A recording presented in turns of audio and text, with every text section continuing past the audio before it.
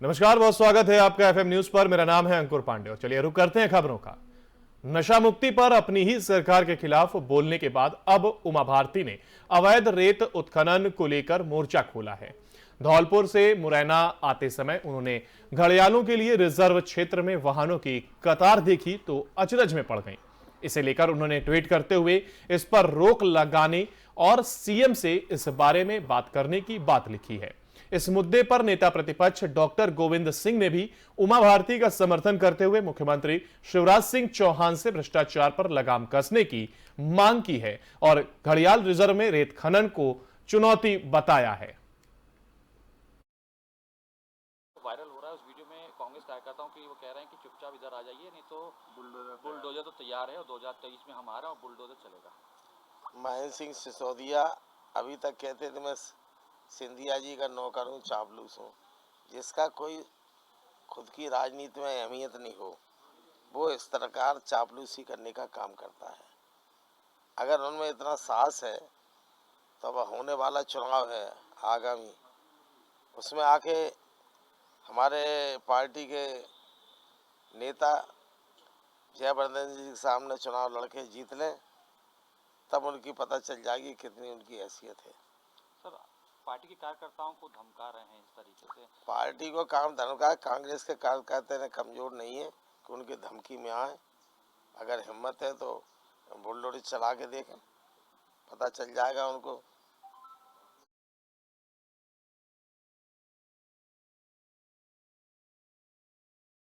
स्वास्थ्य एवं परिवार कल्याण तथा चिकित्सा शिक्षा मंत्री टीएस सिंहदेव ने राजनांदगांव के पेडरी में शासकीय नर्सिंग कॉलेज के नवनिर्मित भवन का लोकार्पण किया है।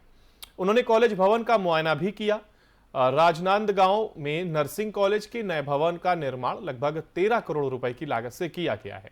लोकार्पण कार्यक्रम में प्राध्यापकों और नर्सिंग छात्र छात्राओं को बधाई एवं शुभकामनाएं देते हुए सिंहदेव ने कहा कि चिकित्सा का क्षेत्र मानवीय संवेदना और सहृदयता के लिए जाना जाता है। इन मूल्यों का ध्यान रखते हुए आप लोगों को अपने पेशे में सेवाएं देनी है। चिकित्सा शिक्षा मंत्री ने ये लोकार्पण किया है। इसके साथ ही कुछ बातें उन्होंने कही हैं। हालांकि 13 करोड़ की लागत से ये कॉलेज तैयार हुआ है। नर्सिंग कॉलेज के नए भवन का ये लोकार्पण किया गया।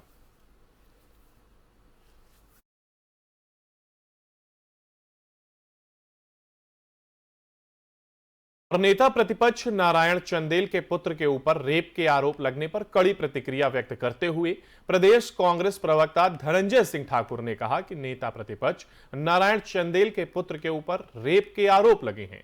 एफआईआर दर्ज हुई है और पीड़िता ने आयोग के समक्ष बयान दर्ज कराए हैं। इसके बाद भाजपा को तत्काल नेता प्रतिपक्ष नारायण चंदेल को पद से हटा देना चाहिए और उन्हें पार्टी से बाहर का रास्ता दिखाना चाहिए। प्रदेश कांग्रेस प्रवक्ता धनंजय सिंह ठाकुर ने कहा कि भाजपा को अब अपना नाम बदलकर बलात्कारी जन पार्टी रख लेना चाहिए। छत्तीसगढ़ से लेकर दिल्ली तक बेटियों के साथ हुई दैहिक शोषण, छेड़छाड़ और रेप की घटनाओं में भाजपा नेताओं की संलिप्तता उजागर हो गई है।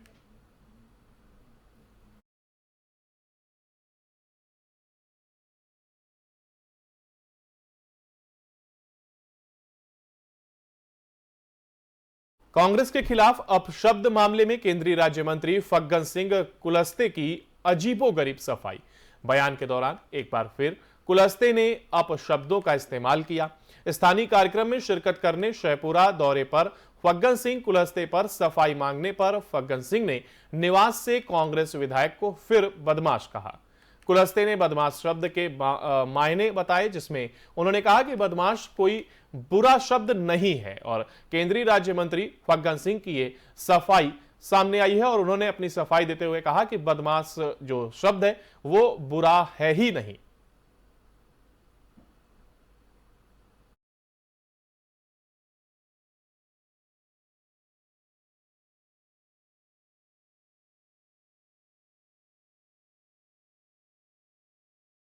जगदलपुर के सबसे बड़े लामनी पार्क में हजारों की संख्या में लोग घूमने पहुंचते हैं। इसी को देखते हुए वन विभाग ने लामनी पार्क में पंछी विहार नामक एक बड़ा प्रोजेक्ट बनाया है, जिसमें 26 प्रजाति के 1000 से ज्यादा रंग बिरंगे विदेशी पंछी लोग देख सकेंगे। पंछी विहार में कुल 31 पिंजरे बनाए गए हैं, जिसमें पंछियों को रखा जाएगा और पंछी विहार का उद्घाटन मुख्यमंत्री भूपेश बघेल 26 जनवरी को करेंगे।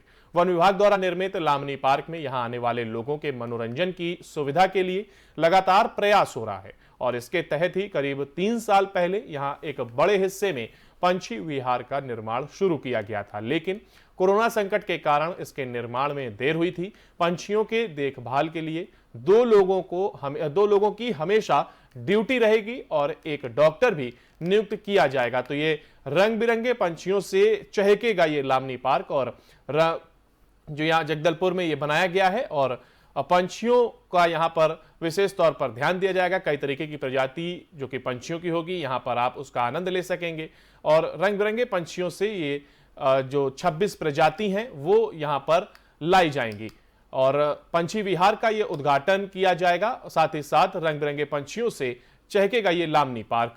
साथ ही आपको बता दें कि ये जगदलपुर के सबसे बड़े पार्क में से एक होगा और काफी संख्या में लोग यहां घूमने के लिए पहुंचते भी हैं। इसी को देखते हुए वन विभाग ने लामनी पार्क में पंछी विहार नामक एक बड़ा प्रोजेक्ट भी बनाया है और इसी की तस्वीरें आप अपनी स्क्रीन पर देख रहे हैं। यहां आपको यह भी बता दें कि 26 प्रजाति के 1000 से ज्यादा रंग बिरंगे विदेशी पंछी लोग देख सकेंगे और कुल 31 पिंजरे भी यहां पर बनाए गए हैं जिसमें पंछियों को रखा जाएगा। पंछी विहार का उद्घाटन मुख्यमंत्री के द्वारा किया जाएगा और मुख्यमंत्री भूपेश बघेल 26 जनवरी को इसका उद्घाटन करेंगे। वन विभाग द्वारा निर्मित लामनी पार्क में यहां आने वाले लोगों के मनोरंजन की सुविधाओं के लिए लगातार प्रयास हो रहा है और कैसे उनको आकर्षित किया जा सके इसकी भी पूरी तैयारी की जा रही है ताकि ज्यादा से ज्यादा संख्या में लोग यहां पर घूमने आए। और इसके तहत ही करीब 3 साल पहले यहां एक बड़े हिस्से में पंछी विहार का निर्माण शुरू किया गया था, लेकिन कोरोना संकट के कारण इसके निर्माण में देरी हुई थी, यानी कि 2 साल तक लगभग यहां पर काम उस तेजी से नहीं हो सका